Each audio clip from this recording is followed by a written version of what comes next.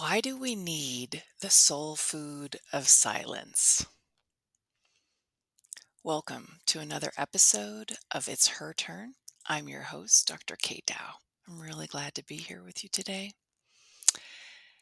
So, let's talk about this idea of what is soul food, why does it need silence, and what is the significance of silence? Well, let's start with this. How many of you get to be able to sit in silence before your mind is very busy chatting at you, distracting you, pulling you outside of yourself?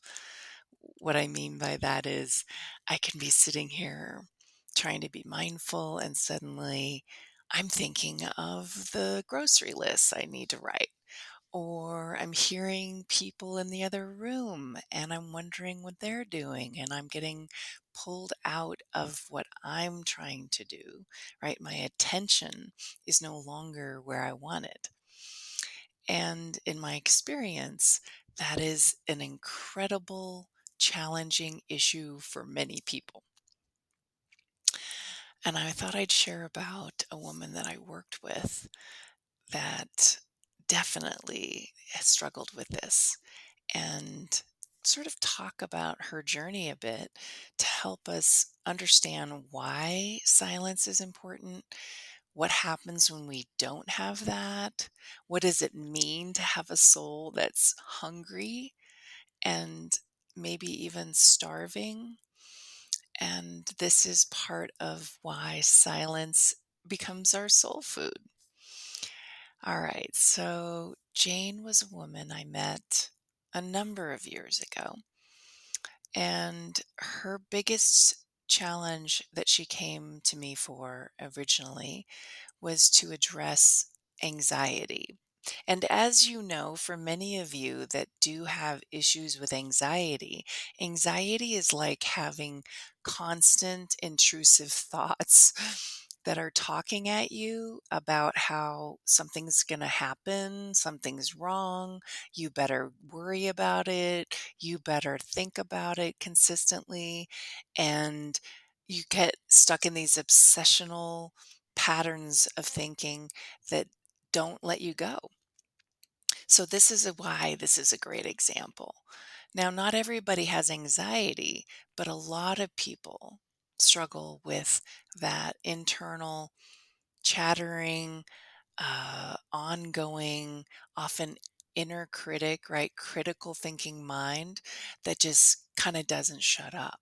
And oftentimes, when I recommend to people to practice some mindful, quiet time, they're like, oh God, no, I can't do that, because all I do is hear my thinking mind that's sitting there being judgmental or anxious or stressed about something.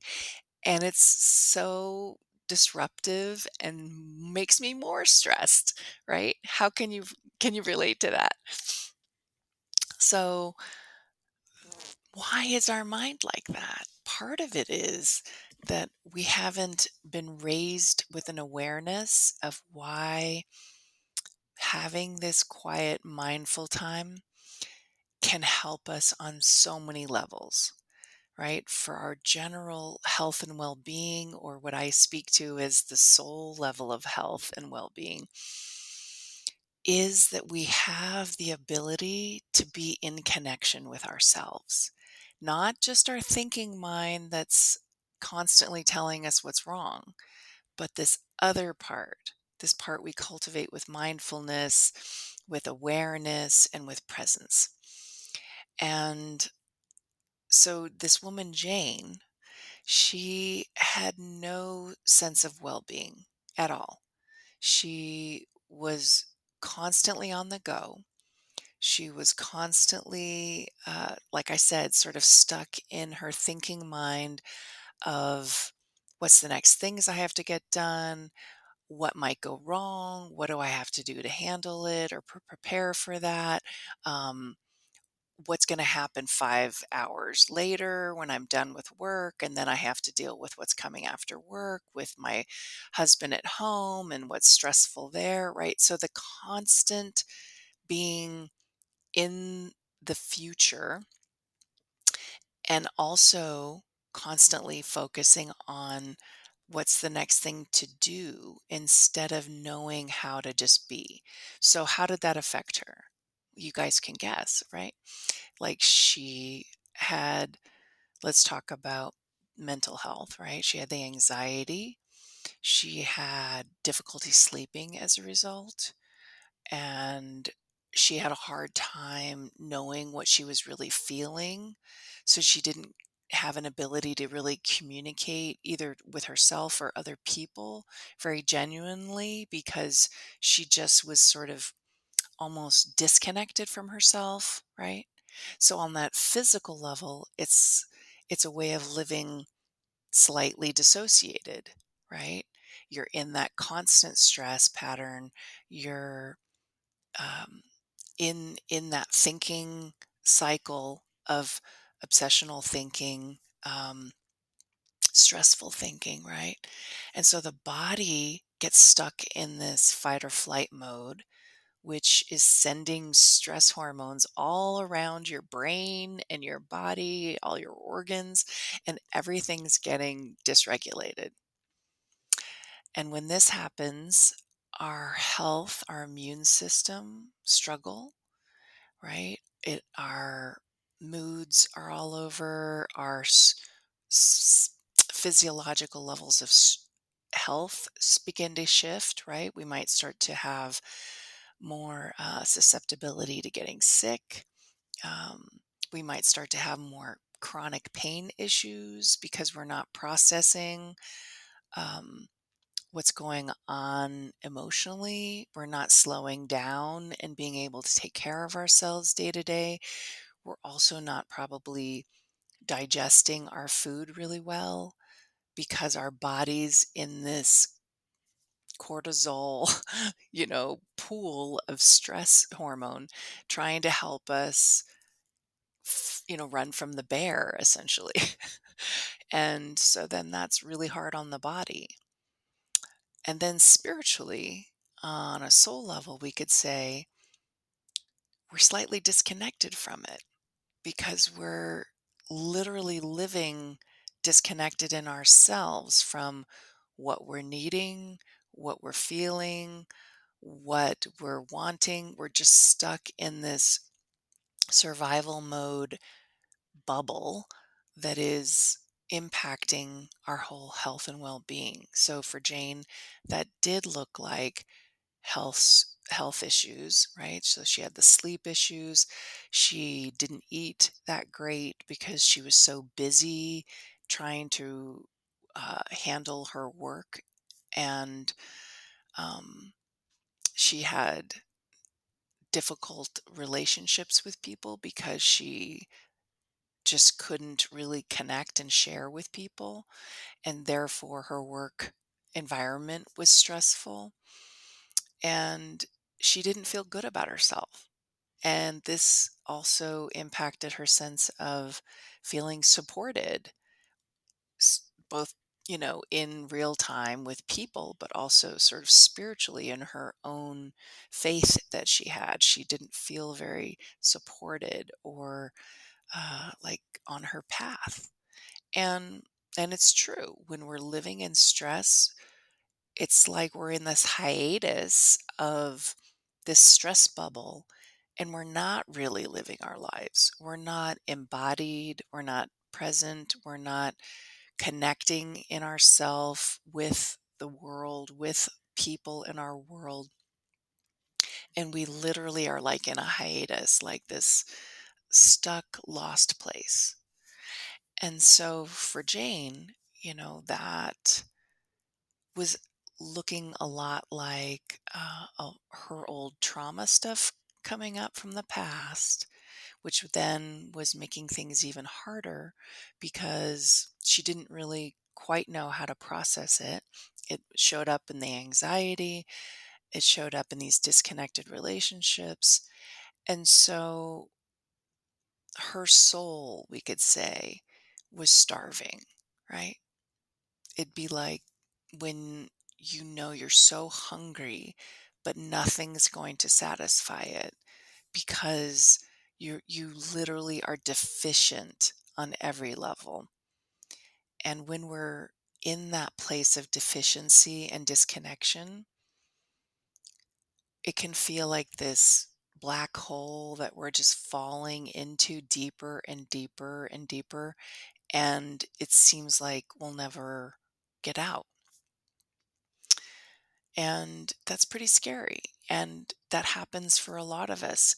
And especially now with things being the way they are in the world, that we literally are going through this massive global change in the old systems no longer really working or serving, and people needing to step up in this new way. But how do we do that if we're starving and deficient?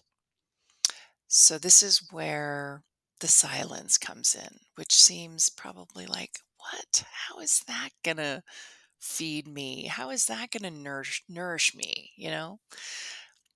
And yet it does, because a lot like indigenous wisdom, if you say uh, you grew up in a pueblo of your culture in native tradition, and you were feeling so disconnected and lost, you would go see the community shaman. And the shaman would look at you as this whole person. They wouldn't say, okay, well, you need this pill for your anxiety and you need this for that part, right? They see you as a whole person. And in many traditions, they see this deficiency as being a disconnection from your own soul, right? So they do what's called a soul retrieval. And in an energetic way, that means like parts of us were disconnected from and have been kind of lost or left behind. And in trauma work, I see that. Um, and I work with that point of view as well as many people do, that when you've had deep trauma, it's like you've lost a part of yourself if you have not had a chance to really process and come into some resolution with it. Because again, we're all connected. So, similar to that, in the feminine wisdom work, which is very much based on a lot of indigenous wisdom that I've had the benefit of learning in different teaching apprenticeships and such, as well as my own personal journey over the last many, many years, decades. So, this feminine wisdom touches on that. And part of it is recognizing that the the thinking mind will always be afraid about getting present and in the moment. And part of that is because it doesn't know what to do with the feelings and the deeper energetic deficiencies. And so we have to recognize that that thinking mind is needed and it's limited. So, part of the idea of sitting in silence is learning how to cultivate this mindfulness, this presence, this focus, and deeper connection with our own inner wisdom, and wisdom that we can connect to around us in our lives, whether that's through people, through nature, through connection with the elements, through, the earth. Um, and our own soul and our own spiritual support, we could say. So I'm going to share with you what happened with Jane, right? Because, of course, I gave her the homework to practice sitting in silence just for 1 minute. And we started very slow because I wanted her to notice what would come up, what would get in the way. So, of course, after that very first week of the homework, she came back and she said, "It's impossible. I can't do this. All I do is sit there and think about stuff that I'm upset about, and then I get more upset." And I was like, "Yeah, that's what happens. Exactly." So now we're going to try it a different way. And I walked her through some different practices of how do you slowly create more safety and connection to connect into that silence. And we start with a very initial step, which I'm going to share with you now, as I shared with her. And that is to work with coming into presence. And presence initially, when we just stop and sit and stop talking to ourselves for a moment, right? Or doing the next task, because the busyness feels like a safe place, but it's actually starving you more. The busyness keeps you out of yourself, disconnected, and spending energy on things that are not refueling, they are not nourishing you. Not that all doing is draining, that's not what I'm saying. But when we're just constantly taking care of our task list, we are not refueling, we are not nourishing and feeding our soul and our being and our health and happiness. So, so here's the second week.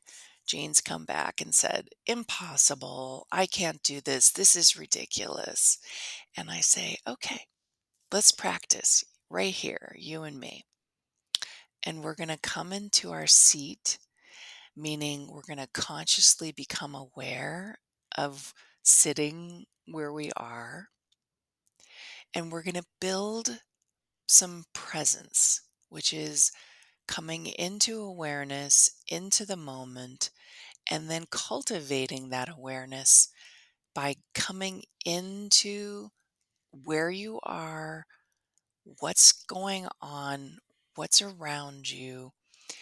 And this helps us build the foundation to create this safety to grow our relationship with silence. So try this on with me, okay?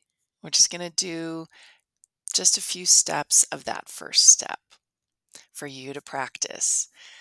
So here it is, right? Okay, so I'm like, "Jane, come into your seat." And what we're going to do is just to practice being right where you are.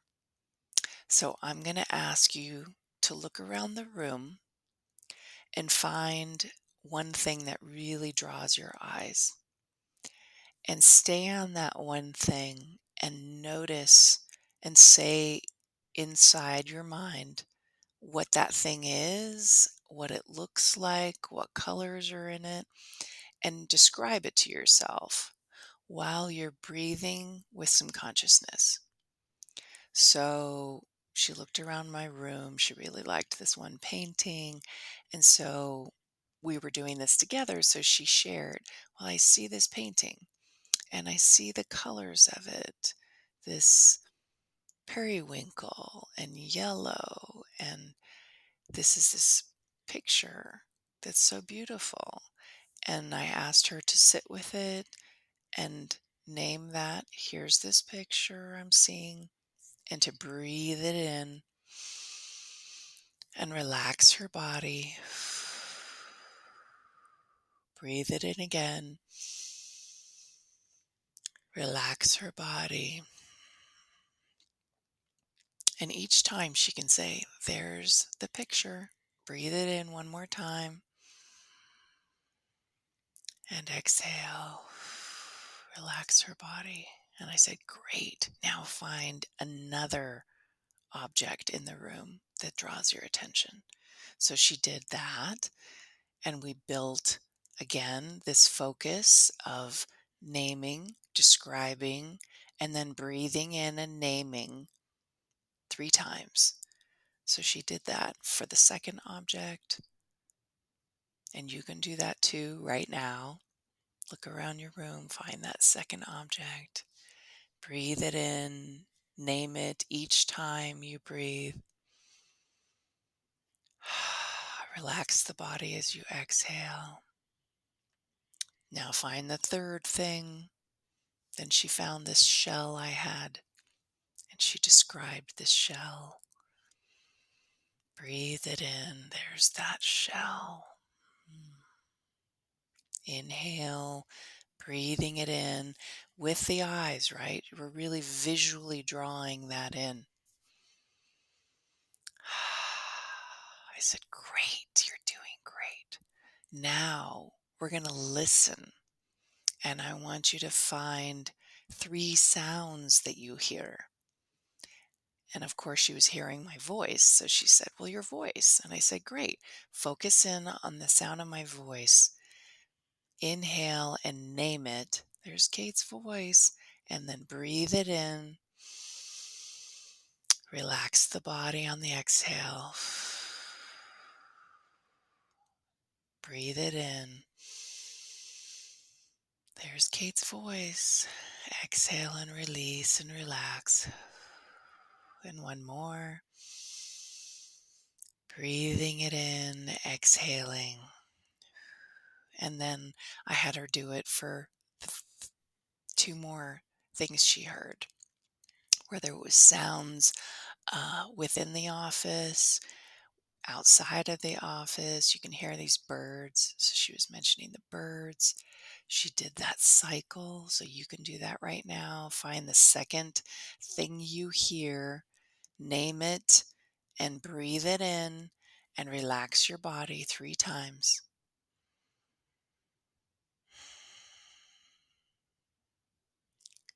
And then find that third thing you hear. Even if you have to really hear, oh yeah, I can hear my neighbor, or I can hear a car driving by. Okay, breathe that in. Car driving by. Relax and release. 3 times. Beautiful. And then we are going to focus now on the body, on the sensations that we are aware of. So find the first sensation. So for her, it was, she had a really tight neck. So she focused on the tightness of her neck. And you breathe that in. And she named it neck pain. Exhale. 2 more times.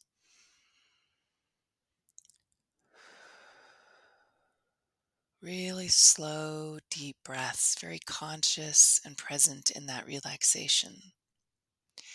Then she went to the second sensory experience, which was she was hungry. Appropriate, right? So she focused on the hunger she felt in her tummy. And she breathed it in and named it and exhaled 3 times.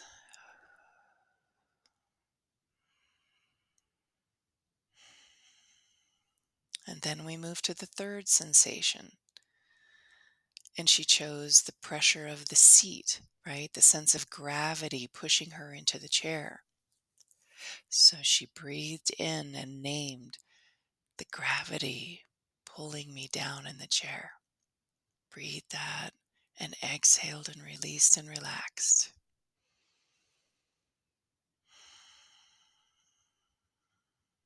Now, by the time she got to the end of the sensory naming, she was looking very different already, right? Her face relaxed, her body was slowly melting like an ice cube, and her voice was getting softer as she was dropping into her body more.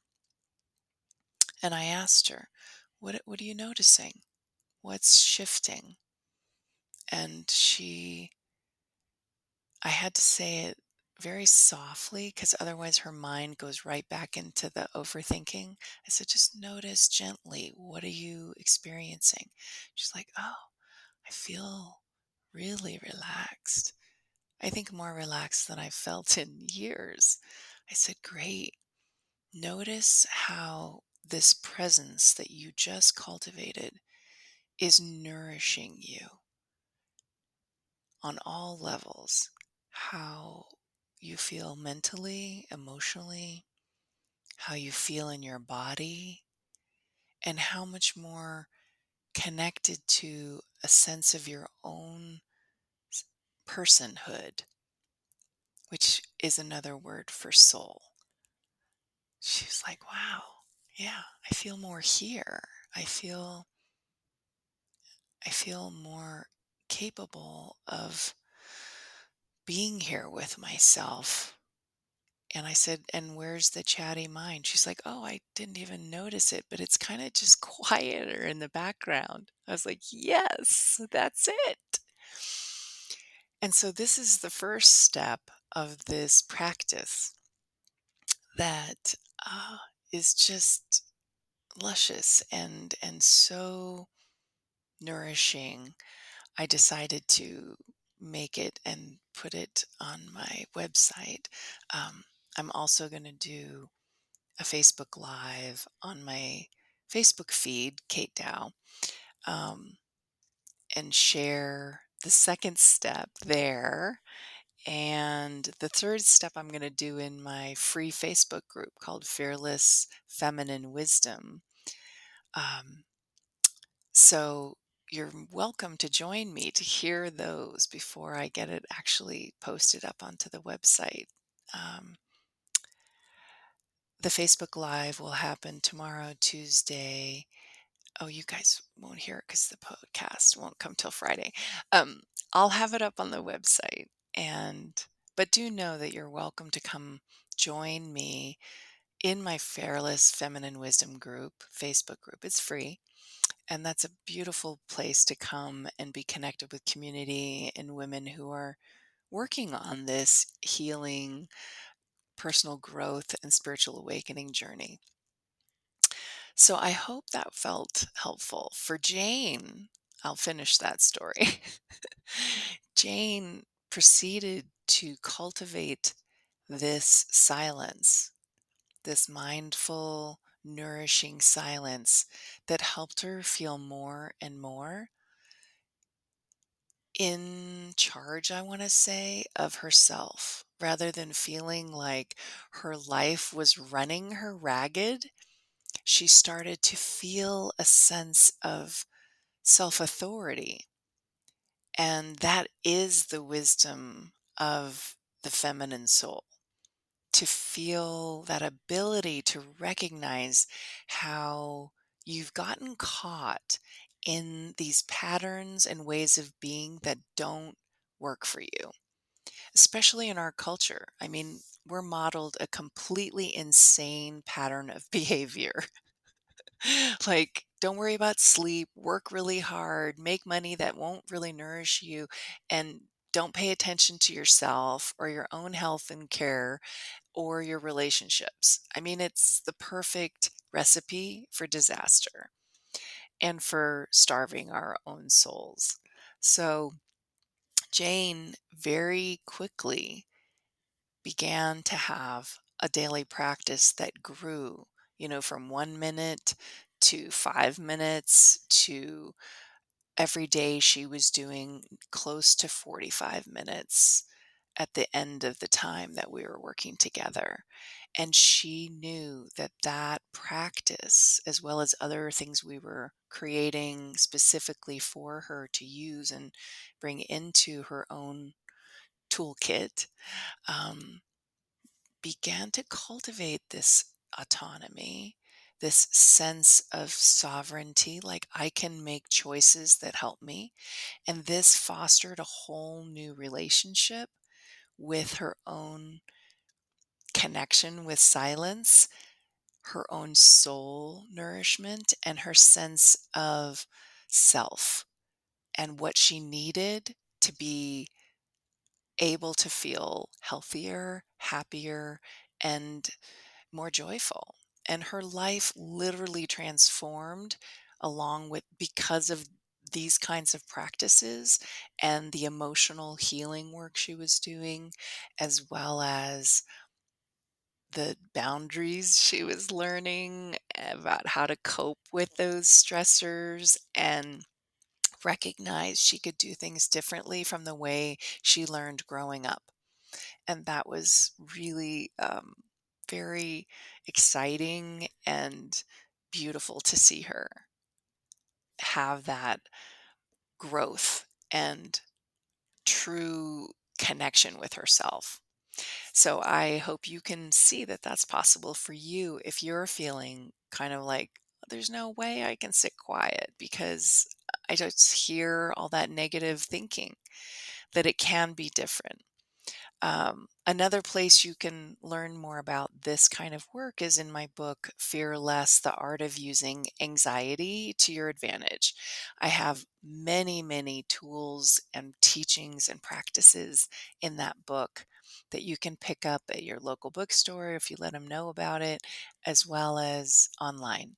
So, again, glad to be here with you today. Really excited to hear if any of this was helpful for you. You can come to my business page, Dr. Kate Dow, on Facebook and share with me if you'd like. Or you can reach out through my website at www.katedow.com. You can contact me through that and shoot me an email. I'd love to hear from you. So, this is the time I remind you that it's your turn to find your voice, own your truth, and claim your power. Have a beautiful rest of your day.